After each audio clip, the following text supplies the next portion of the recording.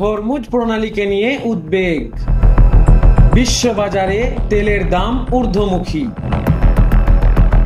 Israel ও ইরানের চলমান সংঘাতের শান্তিপূর্ণ কোনো সমাধান না মেলায় আবারও বাড়ছে বিশ্ববাজারে অপরিশোধিত তেলের দাম। মার্কিন সংবাদ মাধ্যম CNN জানিয়েছে, গত সপ্তাহে তেলের দাম 7% বেড়েছিল, আর তারপর রবিবার দাম আরও বাড়ে।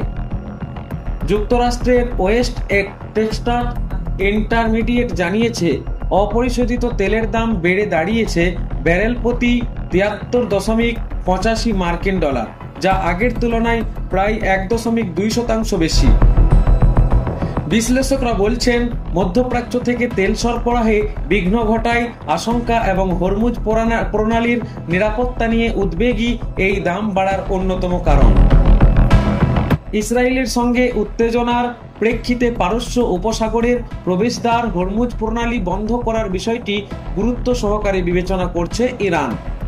দেশটির জাতীয় সংবাদের নিরাপত্তার বিষয়ক কমিশনের সদস্য ইসমাইল কোসারির উদ্ধৃতি দিয়ে এই খবর জানিয়েছে আল জাজিরা। এরপরে গোটা বিশ্বে ছড়িয়েছে উদ্বেগ। ওমান ও ইরানের মাঝে অবস্থিত এই হরমুজ প্রণালী ওমান উপসাগরকে পারস্য উপসাগরের সঙ্গে যুক্ত করেছে। হরমুজ প্রণালী দিয়ে প্রতিদিন বিশ্বের মোট তেল সরবরাহের প্রায় 20% যাতায়াত করে।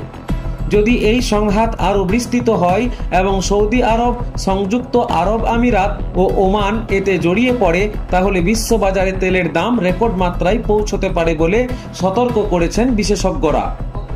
এবং এর প্রভাব মার্কিন যুক্তরাষ্ট্র সহ বিশ্বজুড়ে মুদ্রাস্ফীতির চাপ বাড়িয়ে তুলতে পারে। এই পরিস্থিতি আমদানি নির্ভর দেশগুলোর জন্য একটি অশনি সংকেত। বিশেষ করে ভারত, বাংলাদেশ সহ দক্ষিণ এশিয়ার দেশগুলোর জ্বালানি খাতে অতিরিক্ত চাপ তৈরি হতে পারে। যদিও এখনও হরমুজ প্রণালী দিয়ে বাণিজ্যিক জাহাজ চলাচল করছে, তবে সেটা হচ্ছে খুব বেশি সতর্কতার সঙ্গে।